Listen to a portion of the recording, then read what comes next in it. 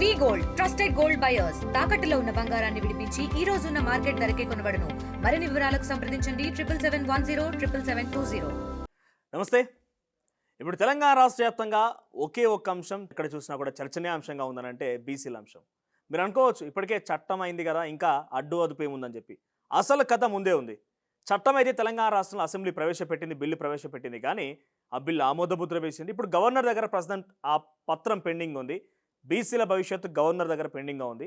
ఆ గవర్నర్ ఆమోద ముద్ర వేసి అటు కేంద్రానికి పంపిస్తే కేంద్రం అప్రూవల్ చేస్తే అది ఇంకా ముందు పడే అవకాశం ఉంటుంది. నిజంగానే 42% వాటా బీసీలకి నెరవేరబోతోంది. చాలా ఉద్విగ్నమైనటువంటి పోరాటాలు, ఉద్వేగమైనటువంటి క్షణాలు, ఎన్నో ఉద్యమాల తర్వాత బీసీలు అక్కడి వరకు చేరగలిగారు. అసెంబ్లీ వరకు 42% చట్టం వరకు చేరగలిగారు. కానీ ఇక ముందు ఏం జరుగుతుందని ఉత్కంఠ రేపుతోంది.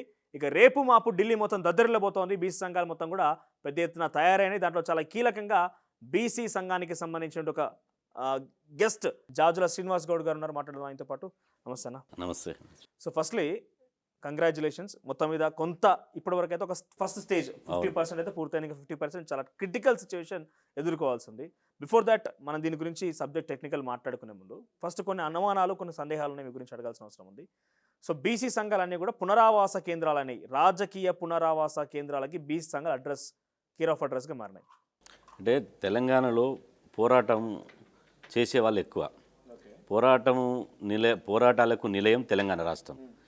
తెలంగాణ రాష్ట్రం ఎప్పుడు కూడా, ఏ జనరేషన్ కూడా పోరాటం చేయకుండా ఊకోలే. ఒకప్పుడు తెలంగాణ రైతాంగ సాయుధ పోరాటం కావచ్చు, ఆ తర్వాత 1969లో తెలంగాణ మలిదేశ ఉద్యమం కావచ్చు, ఆ తర్వాత 1970 ప్రాంతంలో నక్సల్బరీ ఉద్యమం కావచ్చు, ఆ తర్వాత మళ్ళీ 2001లో మళ్ళీ తెలంగాణ మలిదేశతో ఉద్యమం కావచ్చు. ఆ ఉద్యమాలలో తెలంగాణ సమాజం తలమునకలై ఉంది. ఆ తర్వాత ఇప్పుడు జరుగుతున్నది సామాజిక న్యాయ ఉద్యమం, ముఖ్యంగా బీసీ ఉద్యమం. కాబట్టి పోరాటానికి అలవాటు పడ్డటువంటి వాళ్ళు, అన్యాయాన్ని ఎదిరించేటువంటి వాళ్ళు, ప్రశ్నించే వాళ్ళు తెలంగాణ సమాజంలో ఎక్కువ. కాబట్టి బీసీ ఉద్యమం బలోపేతమవుతున్న కొద్దీ ఇలా అనేక మంది ఈ బీసీ ఉద్యమంలో భాగస్వామ్యం కావడానికి చాలామంది వస్తారు. కొంతమంది నిజాయితీగా, నికర్సిగా, నిక్కిచ్చిగా లక్ష్యం కోసం పోరాడేటువంటి వాళ్ళు మెజార్టీగా ఉంటారు. కొంతమంది ఈ బీసీ ఉద్యమం మా కంట్రోల్లో లేకపోతుండొచ్చు, మేము చెప్తే ఈ బీసీ ఉద్యమం ఉండాలి, మా చెప్పు చేతిలో ఉండాలి అని చెప్పి రాజకీయ పార్టీలు కొన్ని సంఘాలను పెంచి పోషిస్తుంటారు. అట్లాంటి సంఘాలు కొన్ని ఉంటాయి. కానీ మెజార్టీగా ఇప్పుడున్నటువంటి సంఘాలు బీసీ రాజ్యం రావాలి, తెలంగాణ రాష్ట్రంలో మా రాజ్యం రావాలి, ఇంకెన్ని రోజులు ఈ అగ్రకులాల పాలన అని చెప్పి చాలా సంఘాలు పనిచేస్తున్నాయి. కానీ కొద్ది అడపాదడప అక్కడక్కడ ఉన్నటువంటి సంఘాల వెనుక వాళ్ళ హిడెన్ ఎజెండా ఉంటుంది. వాళ్ళని నడిపించేటువంటి, రిమోట్ పెట్టి నడిపించేటువంటి వాళ్ళు వేరే వాళ్ళు ఉంటారు. కాబట్టి ద్రోహులు అనుకోవచ్చా? బీసీ ద్రోహులు అనేది కాదు, కానీ వాళ్ళు మా వాళ్ళే. కానీ వాళ్ళని నడిపించే వాళ్ళు అగ్రకుల పార్టీలలో ఉంటారు. వాళ్ళు ఎట్ట రిమోట్ నొక్కితే అట్లా వాళ్ళు ఏం మాట్లాడాలంటే ఇప్పుడు వాళ్ళు తక్కువ శాతం మంది ఉంటారు. కానీ బీసీ సమాజం చాలా తెలివైన సమాజం. ఎవరు నిజంగా బీసీల కోసం పనిచేస్తున్నారు, ఎవరు త్యాగాలు చేసి ముందుకు పోతున్నారు, ఎవరిది అసలైన ఉద్యమం, ఎవరిది ప్రజల్లోకి పోయి మా ప్రజల కోసం పనిచేస్తున్నారనే ఆలోచన బీసీ సమాజం చాలా ఇట్టిగా ఆలోచిస్తుంది. సాయుధ పోరాటం కానివ్వండి, ఆ తర్వాత తెలంగాణ ఉద్యమం కానివ్వండి, ఎన్ని పోరాటాలు చూసినా కాన్ఫైన్డ్గా తెలంగాణ అనేది మలిదేశ ఉద్యమంలో ఎందుకు వచ్చిందంటే అన్ని పార్టీలు కలగలిపి ఒక జేఏసీని ఏర్పాటు చేసుకుంటూ వచ్చింది. ఈ రోజు కానీ బీసీ సంఘాలు సరే మీ పోరాటం ఉంది, అనేక మంది పోరాటాలు ఉన్నాయి, అనేక మంది వివిధ రూపాల్లో ఎవరి వేణువాళ్ళు పెంచుకొని పోరాటం చేసినా కూడా ఫైనల్గా 42% రిజర్వేషన్ అనేదానికి కాంగ్రెస్ పార్టీ ముందడుగు చేసి బిల్లు పాస్ చేయొచ్చు. కానీ మళ్ళీ ఇంకా కూడా ఈరోజు చూస్తుంటే ప్రెస్ క్లబ్బులు నిండిపోతున్నాయి బీసీ సంఘాలతోని. ఎక్కడ చూసినా బీసీ సంఘాలు కనబడుతున్నాయి. అసలు ఏ సంఘంలో ఎవరుంటున్న అర్థం కాని పరిస్థితి. అన్ని డైవర్సిఫై అయిపోయి ఎవరికి వారు ఉబులాట పడిపోయి ఒక రాజకీయ అస్తిత్వం కోసం ఇందులో ప్రాకులాడుతూ ఉద్యమం బలపెడుతున్న కొద్దీ ఇంకా చాలామంది వస్తారు. కొత్త కొత్త ముఖాలు వస్తాయి. ఎన్నడూ చూడని ముఖాలు వచ్చి కూడా నేను బీసీ ఉద్యమంలో పనిచేస్తున్నానని చెప్తారు. కానీ ఎంతమంది వచ్చినా బీసీ ఉద్యమం బలపడుతుంది తప్ప బలహీనం కాదు. ఎందుకంటే ఇవాళ వ్యక్తులు బలహీనం చేసినంత మాత్రాన బీసీ సమాజం బలహీనం కాదు. ఈ ఉద్యమం గతంలో కొద్దిమంది నాయకుల చేతులుండే, నాయకుల మధ్యనే తిరుగుతుండే. కానీ ఇప్పుడు ఇది క్షేత్రస్థాయికి ప్రజల్లోకి వెళ్ళిపోయింది. ఈ భావజాలం అనేది గ్రామ స్థాయికి వెళ్ళిపోయింది, గల్లీ నుంచి ఢిల్లీ దాకా వెళ్ళిపోయింది.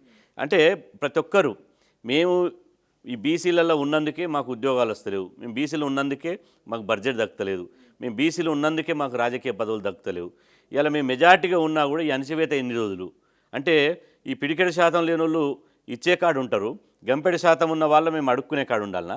కాబట్టి ఇది మార్చాలని చెప్పి అది చాలామంది యువతరం చేతులకు మీరు అంటున్నట్టుగా బీసీ సంఘాల్లో కూడా ఆ ఆలోచన వచ్చింది, ఆ ఆలోచన గ్రౌండ్ లెవెల్కి పోయింది, క్షేత్రస్థాయికి వెళ్ళి ప్రజల్లో కూడా ఆలోచన వచ్చింది. కానీ 130 కులాలలో బీసీలో కూడా కేవలం మీరు అంటున్నట్టుగా ఒక 5-6 కులాలే పర్టికులర్గా చెప్పగలిగితే వాళ్ళు మాత్రమే అసెంబ్లీని తాకగలిగారు, అసెంబ్లీలో ఆ కుర్చీలో కూర్చోగలిగారు. మిగిలినటువంటి 125 కులాలు ఉన్నాయి, ఇంకా అంతకు పైగానే కులాలు ఉండొచ్చు. సో వీళ్ళందరూ కూడా నిజంగానే ఈ 42% రిజర్వేషన్ ద్వారా అందరికి లబ్ధి జరుగుతుందా, అందరికి లాభం జరుగుతుందా? అంటే ఇప్పుడు బీసీలలో ఇలా 142 కులాలు ఉన్నాయి తెలంగాణ రాష్ట్రంలో. 142 కులాల్లో 15 నుంచి 18 కులాలు చట్టసభలో అడుగుపెట్టగలిగినాయి. కానీ ఆ కులాలు కూడా తమ జనాభా దామాష ప్రకారం రాజకీయ ప్రాతినిధ్యాన్ని పొందలేకపోయినాయి. కానీ మిగతా సంచార జాతులు ఉన్నారు, అదేవిధంగా అత్యంత వెనుకబడినటువంటి వాళ్ళు ఉన్నారు. ఇలా వాళ్లకు చట్టసభలో ప్రాతినిధ్యం లేదు, కానీ వాళ్ళ వాటా ఎవరు దన్నకపోతున్నారు అంటే 5% లేనటువంటి రెడ్డి సామాజిక వర్గం దన్నకపోతుంది, 2% లేనటువంటి కమ్మ సామాజిక వర్గం దన్నకపోతుంది, అదేవిధంగా 1/2% లేనటువంటి వెల్మ సామాజిక వర్గం దన్నకపోతుంది. కాబట్టి వాళ్ళ వాటా వాళ్ళకు రావాలి, అదేవిధంగా బీసీలకు రావాలి అని చెప్పి బీసీ సమాజం తరఫున కొట్లాడుతున్నాం. ఇప్పుడు రైలు 24 బోగీలు ఉంటుంది, కానీ నడిపేది ఇంజన్ మాత్రమే నడుపుతుంది. ఆ ఇంజన్ ఎక్కడ పోతే బోగీలు ఎక్కడ పోతాయి. ఇలా ఇన్ని రోజులు అగ్రకులాల ఇంజన్ తగిలించుకోరు, ఇప్పుడు బీసీ ఇంజన్ మా ఇంజన్ మేము నడిపిస్తుంటే బోగీలు మా ఎమ్మటి వస్తాయి. ఇవాళ మా ఉద్యమం ఇది బీసీ ఉద్యమం, మా ఇంటి ఉద్యమం, మా ఉద్యమం మేము చేస్తాం. కాబట్టి ఇవాళ అందరికీ మేము కూడా ఏమంటున్నాం, ఇవాళ ఇతర కులాలలో ఉన్నట్టు బీసీలలో అట్లా లేదు. విద్యా ఉద్యోగాల్లో ఏబీసీడీ వర్గీకరణ ఉంది, ఓన్లీ రాజకీయ రంగంలో ఏబీసీడీ వర్గీకరణ లేదు. కాబట్టి మేము డిమాండ్ ఏంటంటే మేము జనాభా ఎంత ఉందో అంత జనాభా దామాస్ ప్రకారం మా వాటా మాకు ఇచ్చిన తర్వాత ఆ వాటాలో పంపకాల్లో కూడా ఏబీసీడీ వర్గీకరణ చేయండి. ఇది సామాజిక న్యాయం, సహజ న్యాయం. కాబట్టి మేము ఇతర కులాలు ఎట్లయితే మా వాటను దనకపోయి వాళ్ళే అనుభవిస్తున్నారో, ఇతర కింది కులాలు ఉన్నటువంటి మా తోటి బీసీలు అయినటువంటి వాళ్ళ వాటా కూడా ఈ బీసీ కులాలు తనకపోయి వాళ్ళు తినొద్దు, అందరికీ సమానమైనటువంటి పంపిణీ జరగాలనేది మా సిద్ధాంతం. కాబట్టి ఖచ్చితంగా ఏబీసీడీ వర్గీకరణ కూడా రాజకీయ రంగంలో కూడా పెట్టాలని చెప్పి మేము డిమాండ్ చేస్తున్నాం. సాధ్యమవుతుందా? కావాలి, ఎందుకు కాదు? విద్యా ఉద్యోగాలు ఉన్నప్పుడు రాజకీయ రంగంలో ఎందుకు ఉండకూడదు? ఇలా ఒక వంశరాజు, అదేవిధంగా ఒక పాములోళ్ళు, ఒక బుడుబుడుకలోళ్ళు, అదేవిధంగా ఇక సంచార జాతులు, పూసలోళ్ళు చాలామంది ఉన్నారు, ఒడ్డరోళ్ళు, రజకులు, నాయి బ్రహ్మలు, వాళ్ళకు కూడా జనాభా దామాష ప్రకారం రావాలి. కానీ భారతదేశ వ్యాప్తంగా చూసుకుంటే ఒక్కొక్క రాష్ట్రంలో ఒక్కొక్క తీరు ఉంటుంది. ఉదాహరణకు ఇప్పుడు తమిళనాడు రాష్ట్రం ఉందనుకో, తమిళనాడు రాష్ట్రంలో కరుణానిధి గారు ఆయన నాయి బ్రాహ్మణ కులం, ఇప్పటికి 6 సార్లు ముఖ్యమంత్రి కాగలిగిండు. అదేవిధంగా బీహార్ ఉందనుకో, నితీష్ కుమార్ గారు కుర్మి కులం, అంటే అత్యంత వెనుకబడేటటువంటి కులం, ఆయన ఇప్పటికీ 4-5 సార్లు ముఖ్యమంత్రి అయ్యాడు. కాబట్టి ఇలా ఆంధ్రప్రదేశ్ ఈ తెలంగాణ రాష్ట్రంలో కూడా బసవరాజ్ సారయ్య గారు రజక కులం, ఆయన మంత్రి కాగలిగిండు, బీసీ మంత్రి కాగలిగిండు. కాబట్టి పక్క రాష్ట్రం ఆంధ్రప్రదేశ్లో ఇప్పుడు ఉన్నటువంటి మంత్రులు కొల్లు రవీంద్ర, ఆయన మత్స్యకారుడు. కాబట్టి అవకాశాలు వస్తాయి. మా వాటా మా జనాభా నిష్పత్తి ప్రకారం ఇచ్చినప్పుడు మిగతా వాళ్ళకు కూడా వాటా వస్తుంది. కానీ మేము గంపెడి శాతం ఉంటే పిడికెడి శాతం వాటా ఇచ్చి అందులో ఈ కులాలు ఏది ఉంటున్నాయి, ఆ కులాలు ఎందుకపోతున్నాయి అనేది అగ్రకులాల కుట్రది. అగ్రకులాలు ఏంటంటే వాళ్ళు దొంగ అని అరిచినట్టు వాళ్ళ వాటా మా వాటా మొత్తం వాళ్ళు అనుకపోయి ఇలా మీ వాటా ఇప్పుడు ఏమంటారు, వాళ్ళు శ్రీరంగ నీతులు చెప్తున్నారు, అరే మీ వాటా సంచార జాతులకు అత్యంత వెనుకబడినటువంటి వాళ్ళకు అందుతలేదు, మీ వాటా ఈ 10-15 కులాలే తింటున్నాయని. అది కరెక్ట్ కాదు. ఈ 10-15 కులాలు కూడా వీళ్ళ జనాభా దామాష ప్రకారం అలా వాటా లేదు. వీళ్ళు ఎంతమంది అమ్మాయి లెక్కలు చూస్తే ఇలా గౌడ్స్ జనాభా ఎంత, వాళ్ళు ఉన్నది ఎంత, రాజకీయ వాటా దక్కింది ఎంత. అదేవిధంగా యాదవులు, ముదిరాజులు, విశ్వబ్రాహ్మణులు, అదేవిధంగా పద్మశాలీలు ఎంత. పోయిన అసెంబ్లీ ఎన్నికలలో పద్మశాలి నుంచి ఒక్క ఎమ్మెల్యే లేడు. ఇప్పుడు ఒక చింత ప్రభాకర్ గారు ఒక ఎమ్మెల్యే అయ్యాడు, ఎల్ రమణ గారు ఎమ్మెల్సీ అయ్యారు. అంటే వాళ్ళ పద్మశాలి జనాభా ఎంత, వాళ్ళు ఉండాల్సిన ప్రాతినిధ్యం ఎంత. కాబట్టి ఖచ్చితంగా వాళ్ళు ఇతర కులాలు తన్నుకపోయిన వాటా మా జనాభా దామాష ప్రకారం ఇస్తే మిగతా కులాలకు కూడా సమానమైనటువంటి పంపిణీ జరుగుతుంది. రైట్. ఇక బీసీ సంఘాల విషయానికి వచ్చినా కూడా మొన్న మధ్య వరంగల్లో ఒక పెద్ద సభ జరిగింది. సో దాంట్లో ఆర్ కృష్ణయ్య చాలా కీలక పాత్ర పోషించారు. ఇంకా చిన్న చితక కొంతమంది బీసీ నాయకులు ఉన్నారు, చాలామంది బీసీల్లో కూడా కమిషన్ చైర్మన్గా పనిచేసిన అందరూ ఉన్నారు కదా. సో ఇలా వివిధ రూపాల్లో బీసీ ఉద్యమం జరుగుతున్నప్పటికీ మీ మధ్యలో మీకు పోటీ ఒక ప్రత్యేకమైన ఒక జేఏసీ ఇప్పుడు రేపటి రోజున కేంద్రం మీద సైరన్ ఊదాల్సిన అవసరం ఉంది, ఉద్యమం చేయాల్సిన అవసరం ఉంది. వివిధ రూపాల్లో ఇక్కడ చేసినట్టుగా అక్కడ చేస్తే కుదరదు, అది దేశ రాజధాని పోయి చేయాల్సిన అవసరం ఉంది కాబట్టి. సో ఎవరికి ఇష్టం వచ్చినట్టుగా వారు వేదికలు పంచుకొని ఒక రాజకీయ పార్టీనో లేకుంటే ఇంకో సంఘాన్నో ఒకరికొకరు మీలో మీరు తిట్టుకోవడం పైన ప్రజలు కూడా కొంత ఆత్మవిశ్వాసం తగ్గే అవకాశం కూడా ఉంటుంది, దీనిపైన ఒక అపనమ్మకం కూడా వచ్చే అవకాశం ఉంటుంది నాయకుల పైన. ఇప్పుడు తెలంగాణ ఉద్యమంలో కూడా ఇవాళ ఎన్నో ఉద్యమ సంస్థలు, వ్యక్తులు, శక్తులు తమకు అనుకూలంగా తమకు తోచినట్టు వాళ్ళ స్థాయిలో ఉద్యమాలు చేశారు. ప్రతి గ్యాస్ పంపిణీ చేసే వాళ్ళు కూడా వాళ్ళు జేఏసీ పెట్టుకున్నారు. అదేవిధంగా రోజు పేపర్ వేసే బోయలు కూడా వాళ్ళు ఒక సంఘం పెట్టుకున్నారు. రకరకాల సంఘాలు పెట్టుకొని పనిచేశారు. ఏ సంఘం పెట్టుకున్నా, ఏ మీటింగులు పెట్టుకున్నా అంతిమంగా దాని భావజాలం ప్రజల్లోకి పోవాలి, దాని అంతిమంగా తన అనుకున్న లక్ష్యానికి పోవాలి, గమ్యాన్ని ముద్దాడేటువంటి ప్రణాళిక కావాలి. కాబట్టి పెట్టుకోవచ్చు, ఇది ప్రజాస్వామ్యం, ఎవరిని కాదనలేము. కానీ అంతిమంగా ఇలా ఉద్యమం చాలా పీక్ స్టేజ్లకు వెళ్ళినప్పుడు, ఈ ఉద్యమం తెలంగాణ ఉద్యమం సమయంలో ఎట్లయితే చాలా ఉద్ధృతంగా పోయినప్పుడు దాని పరిష్కారం అంతిమంగా జేఏసీ పెడతారు. జేఏసీ వస్తుంది, జేఏసీ మీదనే ఒక పోరాటం పోతుంది. కానీ ఇప్పుడు అటువంటి అవకాశాలు ఏం కనబడతలేవు. ఇంకొక విషయం, ఇక్కడ అసలు మనం చేసేది ఇప్పుడు తెలంగాణలో కాంగ్రెస్ పార్టీ అధికార పార్టీ మీద ఒక ఉద్యమం నడిపించారు, కులగణన చేపట్టింది. కులగణన పైన అసలు ప్రభుత్వం కానీ కూడా సంఘాలు ఎక్కువ పెద్ద ఎత్తులో ప్రమోషన్ ఇచ్చినాయి, ఎట్లా చేయాలి, ఎట్లా పార్టిసిపేట్ చేయాలనే విషయం పైన. సో ఇక్కడ రిజర్వేషన్ బిల్ పాస్ అయింది, తర్వాత కేంద్రం దగ్గర ఇప్పుడు పెండింగ్లో ఉంది, గవర్నర్ సంతకం పెట్టాల్సి ఉంది. రేపటి రోజున కేంద్రం మీద పోరాడాలంటే కేంద్రం బీజేపీ పార్టీ. సో తెలంగాణ రాష్ట్రం నుంచి కూడా బీజేపీ ఎంపీ రాజ్యసభ సంబంధించినటువంటి ఆర్ కృష్ణయ్య, బీసీ, ఎంతో ఉద్యమం చేసినా అని చెప్పుకునేటువంటి బీసీ నాయకుడు ఇప్పుడు ఎందుకు మరి బీజేపీతో మాట్లాడకుండా మళ్ళీ ఉద్యమాలు ఎందుకు చేయాల్సి వస్తుంది, మళ్ళీ జీవోలు తీయాలని కాంగ్రెస్ పార్టీ ప్రభుత్వం పైన ఇంకా డిపెండ్ కావడం, ఎట్లా చూడాలి దీన్ని? అంటే ఇక్కడ ఏంటంటే ఉద్యమం స్వతంత్రంగా పార్టీలకు అనుబంధంగా పార్టీల ప్రమేయం లేకుండా ఉంటే ఉద్యమాన్ని చాలా పవిత్రంగా ఉద్యమాన్ని లక్ష్య సాధన కోసం నడిపేటువంటి అవకాశం ఉంటుంది. కానీ బీసీ నాయకులు వివిధ పార్టీలలో ఉండడం మూలంగా ఆ పార్టీ లైన్లోపే వాళ్ళు ఉండాల్సిన పరిస్థితి ఏర్పడుతుంది. ఇప్పుడు కృష్ణన్న గారు బీజేపీ పార్టీలో రాజ్యసభ సభ్యులు కాబట్టి ఇప్పుడు వారు అమిత్ షా గారు మేము బిల్లు పెట్టము అని చెప్పిన సందర్భంగా అమిత్ షా గారికి వ్యతిరేకంగా ఆర్ కృష్ణన్న మాట్లాడలేదు కదా, ఆర్ కృష్ణయ్య గారు మాట్లాడలేడు. అదేవిధంగా కాంగ్రెస్లో ఉన్నటువంటి బీసీ నాయకులు ఇలా హనుమంతరావు గారైనా మధుయాషి గారైనా ఒక పార్టీ లైన్ తీసుకున్నప్పుడు ఆ పార్టీకి వ్యతిరేకంగా మాట్లాడలేదు. ఇప్పుడు ఇక్కడ బీసీలు అనేది రెండు రకాల బీసీలు. ఒకటి ఆయా పార్టీలలో ఉండి బీసీ వాదం వినిపించేటువంటి బీసీలు, రెండు ఏ పార్టీ పంచన చేరకుండా ఏ పార్టీ పదవులు తీసుకోకుండా అసలు బీసీలకు ఏం కావాలి అని చెప్పి స్వతంత్రంగా పోరాటం చేసేటువంటి బీసీ నాయకులు. కాబట్టి వీళ్ళను రెండో తరం నాయకులుగా చూడవచ్చు. వివిధ పార్టీలలో ఉండి ఆ పార్టీ లైన్లో ఉండి మాట్లాడతారు. అవసరం ఉన్నప్పుడు తనకున్నటువంటి స్వేచ్ఛ మేరకు, తనకున్నటువంటి కండిషన్స్ మేరకు వాళ్ళు బీసీ వాదం వినిపించవచ్చు. కాబట్టి ఇక్కడ ఇలా అసెంబ్లీలో బిల్లు చేసింది ఒక తొలి మెట్టు మాత్రమే, ఇంకా రెండో మెట్టు ఉంది. ఆ రెండో మెట్టు ఢిల్లీలో.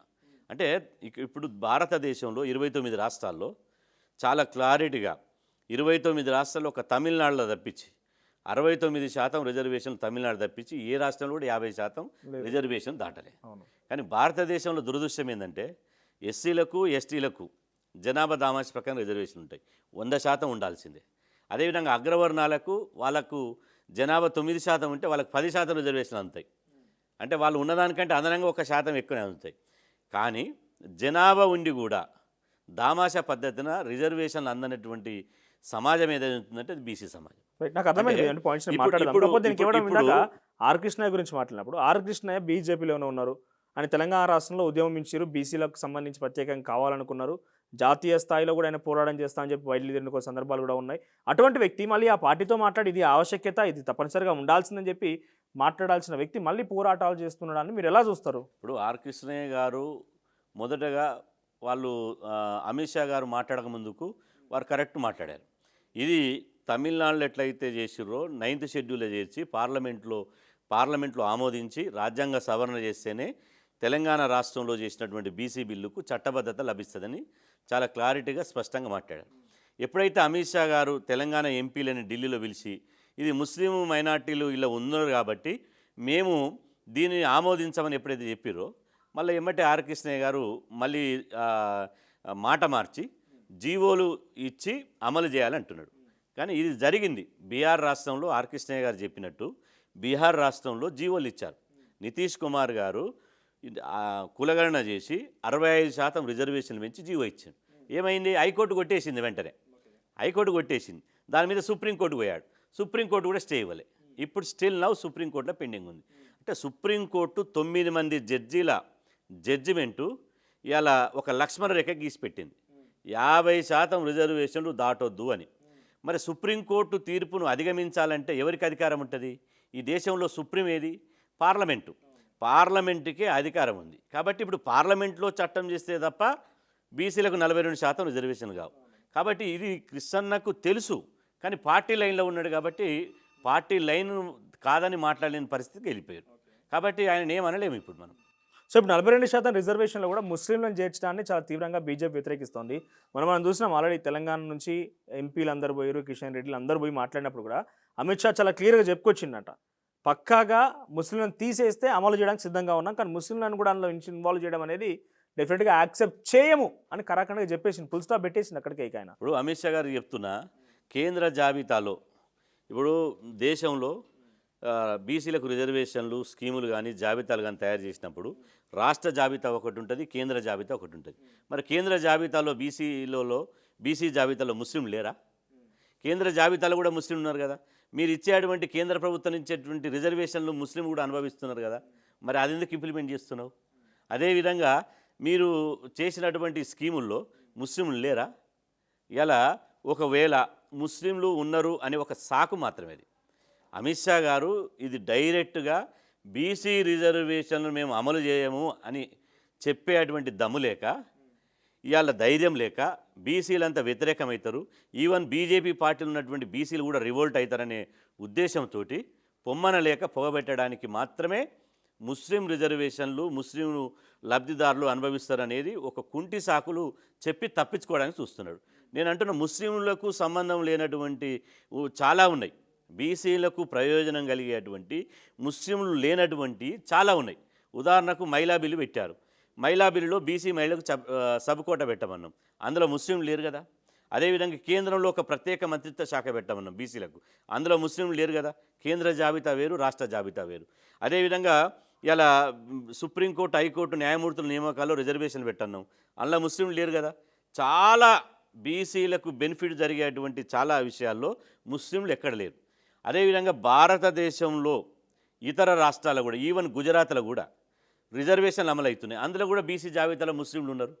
అసలు ముస్లింలు లేనిది ఎక్కడ? అంటే రాజ్యాంగంలో మీరు వెనుకబడినటువంటి ముస్లింలకు రిజర్వేషన్లు కల్పించాల్సి వచ్చినప్పుడు అది హిందువులా, క్రిస్టియన్సా, ముస్లిమ్సా అని చూడలే. ఇప్పుడు బీసీసీలో క్రిస్టియన్స్ ఉంటారు, బీసీసీకి కూడా రిజర్వేషన్లు ఇస్తున్నావు కదా, మరి వాళ్ళు కూడా మైనార్టీలే కదా. బీసీఈ కింద ముస్లింలకు ఇస్తున్నావు కదా, వాళ్ళు కూడా మైనార్టీలే. మరి దానికి అభ్యంతరం ఏంది? దానికి అభ్యంతరం చెప్పవలసినటువంటి అవసరం ఏముంది? ఈరోజు ముస్లింలు ఉన్నారని మీరు అంటున్నారు, ముస్లింలు లేనటువంటి ఏ జాబితా చూపిస్తావు? ఈ ముస్లింలు ఈ దేశ పౌరులు కాదా? అంటే బీజేపీ ఉద్దేశం ఏంటంటే, మీరు చెప్తున్న అంశాలు ఇక్కడ తెలంగాణ సౌత్ ఇండియా కానీ తెలంగాణ బీసీ ఎంపీలకు బీజేపీలో ఉన్న బీసీలకు తెలియదు అంటారా? మరి ఎందుకు వాళ్ళు పోరాడకుండా సైలెంట్గా తలలూపు వచ్చేస్తున్నారు? ఇప్పుడు బీసీలు అంటే అందరికీ తక్కువ చూపు అయిపోయింది, చిన్న చూపు అయిపోయింది. వీళ్ళ భరతం పట్టేటువంటి రోజులు వస్తున్నాయి. బీసీలను మతం పేరు మీద, కులం పేరు మీద, లేకపోతే ఇంకో పేరు మీద మభ్యపిద్దాం, మాయ చేద్దాం, ఏదో పబ్బం గడుపుకుందామని చూస్తున్నారు. నేను అంటున్న కిషన్ రెడ్డి గారికి బీసీలు ఓట్లేస్తేనే కదా ఇలా కేంద్ర మంత్రి అయింది. బండి సంజయ్ గారికి బీసీలకు ఓట్లేస్తేనే కదా ఇలా కేంద్ర మంత్రి అయింది. అమిత్ షా గారికి ఇలా గాంధీనగర్ ప్రజలు గుజరాత్లో ఉన్నటువంటి బీసీలు ఓట్లేస్తేనే కదా, లేకపోతే నామినేటెడ్ పోస్టులు వాళ్ళ ఏమన్నా మేము ఓట్లేస్తే మీరు పార్లమెంట్కి పోగలిగారు. కానీ మా భవిష్యత్తు గురించి చట్టాలు ఎందుకు చేయరు? ఎస్సీ ఎస్టీలకు జనాభా ప్రకారం ఉంటాయి, అగ్రకులాలకు ఉంటాయి. నేను అంటున్నా, ఒక పంచర్ కొట్టు ముస్లింకు రిజర్వేషన్లు కావాలన్నా, లేకపోతే ఆడి కార్లో తిరిగేటువంటి అగ్రవర్ణాలకు రిజర్వేషన్లు కావాలన్నా? అగ్రవర్ణాలకేమో రిజర్వేషన్లు పెడతారు. ఓ పంచర్ కొట్టు, ఓ ఛాయ్ దుకాణం, ఒక గాజుల దుకాణం, అదేవిధంగా ఒక టీ కొట్టు, అత్యంత పేదరికంగా ఉన్నటువంటి ముస్లింలకు ఇలా రెక్కాడితే డొక్కాడనటువంటి కాయకష్టం చేసేటువంటి ముస్లింకు రిజర్వేషన్లు కావాలన్నా? ఫామ్ హౌజ్లో, పాలీ హౌజ్లో, అదేవిధంగా బంజారాయిల్స్లో ఆడి కార్లలో తిరిగి ఇలా 100,000 కోట్లు ఉన్న వాళ్ళకు రిజర్వేషన్ కావాలన్నా? అంటే 100,000 కోట్లు ఉన్నటువంటి బీజేపీలో ఉన్నటువంటి బీసీలు బానిసత్వానికి అలవాటు పడ్డరు. అమిత్ షాను ఎదిరించేటువంటి దమ్ము వాళ్ళకి లేదు. ఇవాళ ఎందుకు ఎదిరించారు అమిత్ షాని? ఆ పార్టీలో ఉన్నటువంటి బీసీ బిడ్డలకు చీమునెత్తురు లేదా? వాళ్ళకి ఆత్మగౌరవం లేదా? ఇలా ఒక వ్యక్తికి మీరైతే కేంద్ర మంత్రులు కావచ్చు, కిషన్ రెడ్డి గారు కేంద్ర మంత్రి కావచ్చు, కానీ ఒక బీసీ బిడ్డ సర్పంచ్ కావద్దు ఇక్కడ. ఇలా అమిత్ షా గారు సెంట్రల్ హోమ్ మినిస్టర్ కావచ్చు, ఒక బీసీ బిడ్డ జడ్పీటీసీ కావద్దు. అంటే రాష్ట్రం దేశం మీ తాత జాగిరా? మీరు ఎవడు ఇస్తందుకు? మా వాటా మాకు ఇవ్వడానికి మీకేం నొప్పి? ఇలా మేము అడుగుతున్నది ఏంది? మాకున్నటువంటి జనాభా కాదని అదనంగా అడుగుతున్నామా? మేము ఉన్నది 60%, ఈ అరకొర ఉన్నటువంటి 42% రిజర్వేషన్ ఉన్నాం. ఈ దేశంలో అన్ని వర్గాలకు సమానమైనటువంటి వాళ్ళ జనాభా ప్రకారమైన వాటా ఇచ్చి బీసీలకు ఎందుకు వాటా అయ్యారు? అంటే బీసీల మేము పన్నులు కడతలేమా? ఈ దేశ పౌరులం కాదా? ఈ దేశంలో యుద్ధం వస్తే మేము పోరాటం చేస్తలేమా? ఈ దేశ ఉత్పత్తి సృష్టించింది మేము కాదా? ఈ సమాజాన్ని బతికించింది మేము కాదా? బీసీలు లేకపోతే ఈ సమాజమే లేదు కదా. బట్టలు నేసింది మేము, బట్టలు కుట్టింది మేము, మానవునికి నాగరిక సమాజం నేర్పింది మేము, కుండలు చేసింది మేము, బంగ్లాలు కట్టింది మేము, తినే మంచం చేసింది మేము. ఇలా ఈ బీసీలు లేనిదే ఈ సమాజం లేదు కదా. ఈ సమాజానికి ఉత్పత్తి చేసినాం, సంపద సృష్టించినాం, సేవ చేసినాం. సో ఇప్పుడు ఇవన్నీ చెప్పి ఎప్పుడు మరి కేంద్రం మీద పోరాటం చేయబోతున్నారు? కేంద్రము మర్యాదగా కేంద్రం ఏమంటుందంటే మాటికి మతాన్ని అడ్డం తీసుకొస్తుంది. ఇలా నేను అంటున్నా, ఇలా మతాన్ని మోసేవాళ్ళు, హిందూ మతాన్ని మోసేవాళ్ళు ఎవరు? బీసీలమే కదా. ఇలా నేను కూడా బీసీనే, నేను కూడా హిందువునే. ఇలా నేను కాదన్నా, హిందువు కాదన్నా. కానీ హిందువులు కూడా అగ్రకులాల హిందువులకు ఒక న్యాయం, బీసీ హిందువులకు ఒక న్యాయం. అగ్రకులాల హిందువులకేమో ఈడబ్ల్యూఎస్ రిజర్వేషన్లు పెట్టి బిర్యానీ పెట్టండి, బీసీ హిందువులకు మాత్రం కంచంలో కారం మెతుకులు పెట్టండి. ఇదేనా? ఇది ఎక్కడ న్యాయం? అంటే ఈ దేశంలో ఈ దేశ పౌరులకు ఒకే విధానం, ఒకే దేశం, ఒకే ఎన్నికలు, ఒకే పార్టీ, ఒకే నినాదమని గొప్ప ప్రగల్భాలు వలుకుతారు కదా. ఒక మనిషికి ఒక సమానమైనటువంటి హక్కులు ఎందుకు ఇవ్వరు? అంటే ప్రశ్నిస్తే ఎవరైనా ఏమనే చేస్తారు. అంటే కేంద్రం మీద పోరాటం ఏంటి, ఎప్పుడు చేయబోతున్నారు? ఖచ్చితంగా ఏప్రిల్ 2 నాడు 1000 మంది దండయాత్ర చేయబోతున్నాం, ఢిల్లీ కోటను ముట్టడించబోతున్నాం.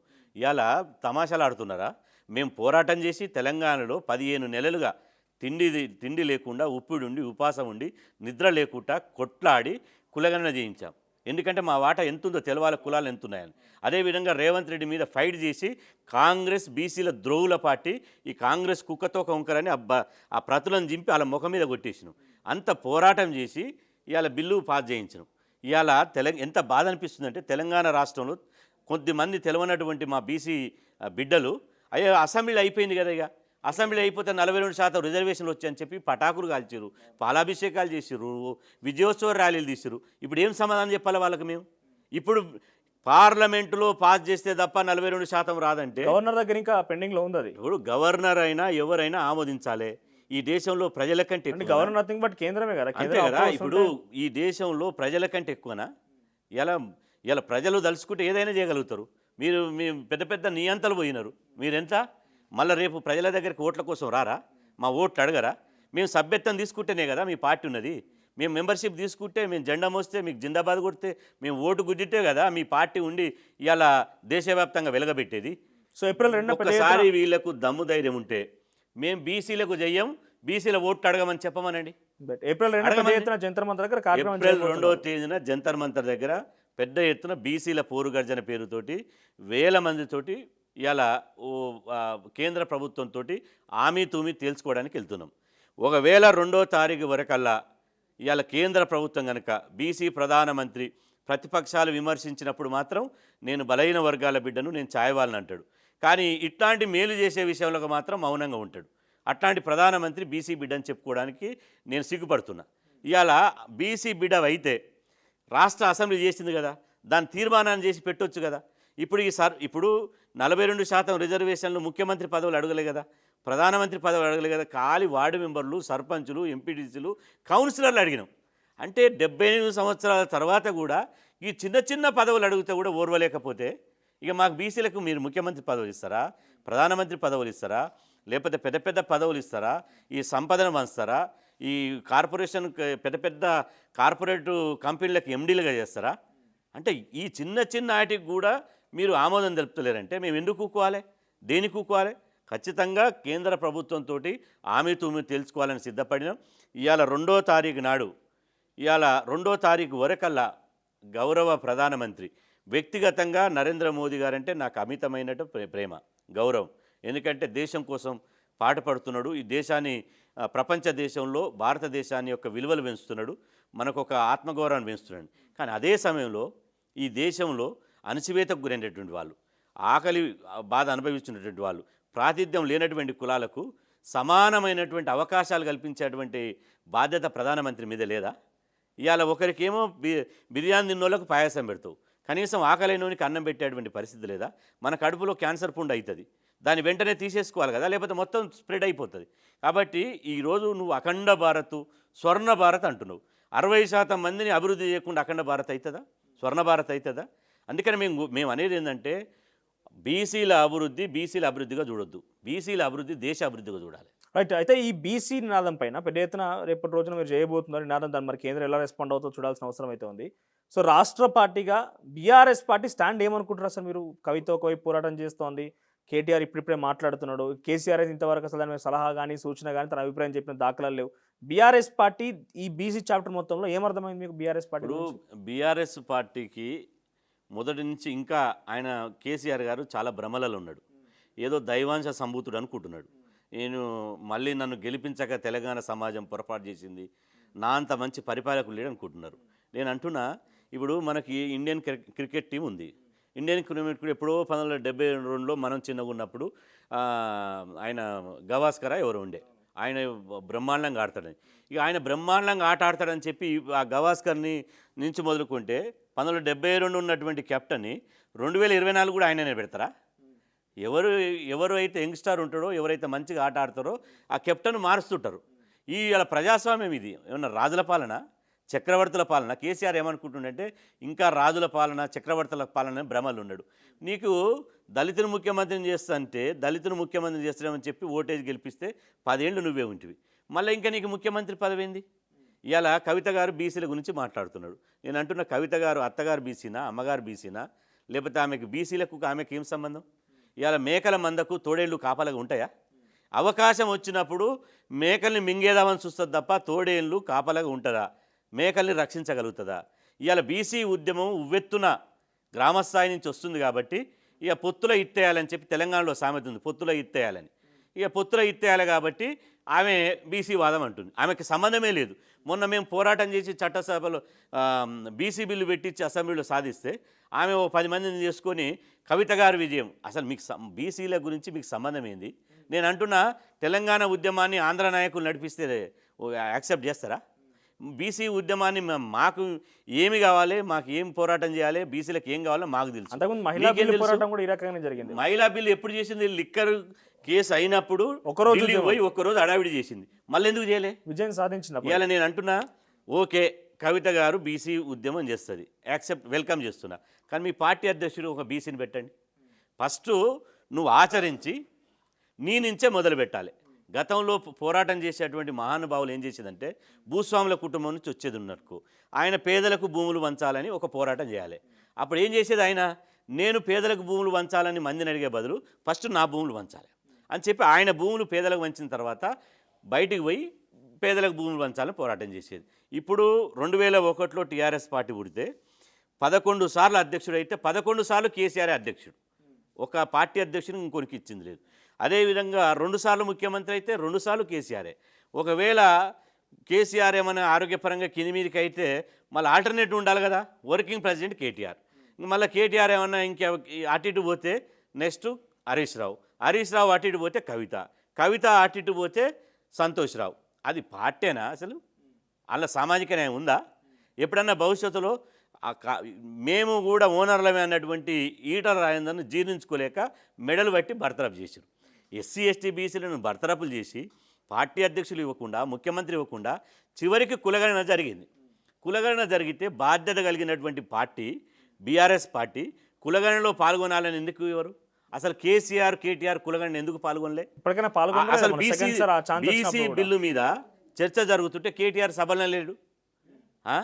అంటే బీసీలు అంటే అంత చిన్న చూపాలకు మేము కేసీఆర్ బొమ్మ పెట్టుకొని గెలుస్తాం, ఇంకా భ్రమలల్లా.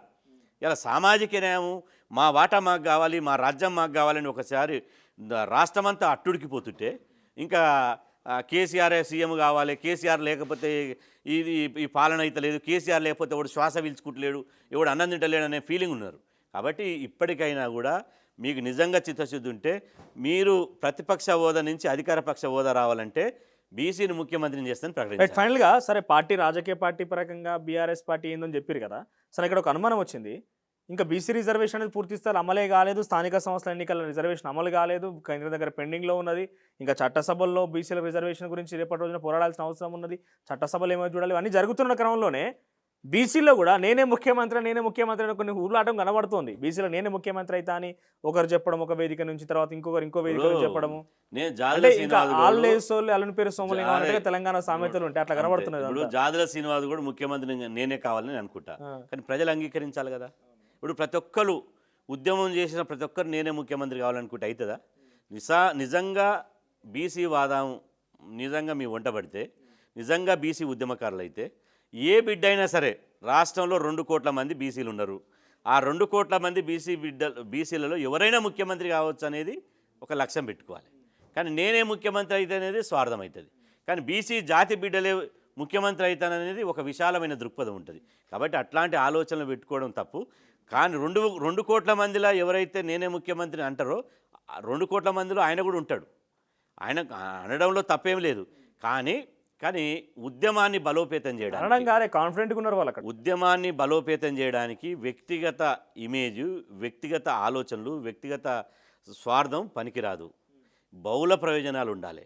అదేవిధంగా విశాలమైన దృక్పథం ఉండాలి. ఎవరైనా కావచ్చు. ఇలా బీసీ తెలంగాణ బిడ్డ ముఖ్యమంత్రి అవుతాడంటేనే ఇవాళ తెలంగాణ సమాజం వచ్చింది. కేసీఆర్ నేను ముఖ్యమంత్రి అవుతానని చెప్పలే, దళితును ముఖ్యమంత్రిని చేస్తానన్నాడు. కానీ నేనే ముఖ్యమంత్రి అవుతానని చెప్పేటువంటి ధైర్యమే లేదు. మొన్న రేవంత్ రెడ్డి నేనే ముఖ్యమంత్రి అవుతానని చెప్పలేదే. ఇలా బీసీని ముఖ్యమంత్రిని చేస్తామని బీజేపీ చెప్పింది. కానీ ఫలానా ఆయన ఈటల రాజేందరే ముఖ్యమంత్రి, బండి సంజయ్ ముఖ్యమంత్రి, డాక్టర్ లక్ష్మణే ముఖ్యమంత్రి అని చెప్పలే, బీసీ ముఖ్యమంత్రి అని చెప్పిరు తప్ప. కాబట్టి ఇప్పుడు కూడా ఎవరైనా కావచ్చు, ఎవరికైనా ఎలిజిబిలిటీ ఉన్నది. కానీ బీసీ ముఖ్యమంత్రి అనే నినాదాన్ని తీసుకపోతేనే బీసీ ఉద్యమం బలోపేతం అవుతుంది. లేకపోతే ప్రతిదానికి నాకు నేను నా వల్లనే నడుస్తుంది, నా వల్లనే పెరుగుతుంది అని వెనకడికి ఎడ్ల బండి పోతుంటే దాని నీడకు బండి కింద ఒక కుక్క పోయేదట. ఆ కుక్క అనుకునేదట నేను ఉంటేనే ఈ బండి నడుస్తుంది, లేకపోతే లేదని. ఇవాళ నేను లేకపోయినా ఈరోజు బీసీ ఉద్యమంలో ఒక వ్యక్తి మీద ఆధారపడి ఉద్యమం నడుస్తలేదు. ఇది వ్యవస్థ ప్రజల్లోకి వెళ్ళిపోయింది. ఒక వ్యక్తులు జారుకున్నంత మాత్రాన, ఒక వ్యక్తులు పక్క పోయినంత మాత్రాన బీసీ ఉద్యమం సెట్ బ్యాక్ కాదు. కాబట్టి దయచేసి అట్లాంటి ఆలోచనలు ఉంటే అది ఆలోచన మంచిదే. కానీ బీసీల విశాల ప్రయోజనాలను దృష్టిలో పెట్టుకొని బీసీ సీఎం అభ్యర్థిగానే ముందుకు పోతే బాగుంటుంది. Right, thank you. ఇది బీసీ ఉద్యమాలకు సంబంధించి బీసీ రిజర్వేషన్ రేపటి రోజున కేంద్రం పైన ఎటువంటి పోరాటం చేయబోతున్నారు, ఢిల్లీలో ఎటువంటి ఉద్యమాలు చేపట్టబోతున్నారు, అసలు బీసీ ఉద్యమం పైన వారి అభిప్రాయం ఏంటి, రేపటి రోజున ఏం జరగబోతుంది చాలా క్లుప్తంగా వివరించారు. ఇది జాదుల శ్రీనివాస్ గారితో ప్రత్యేకమైన ఇంటర్వ్యూ. మరిన్ని వీడియోస్ కోసం ఛానల్ ని సబ్స్క్రైబ్ చేయండి. లేటెస్ట్ అప్డేట్స్ కోసం వాట్సాప్ ఛానల్ ని ఫాలో అవ్వండి. ఆ లింక్ డిస్క్రిప్షన్ లో ఉంది.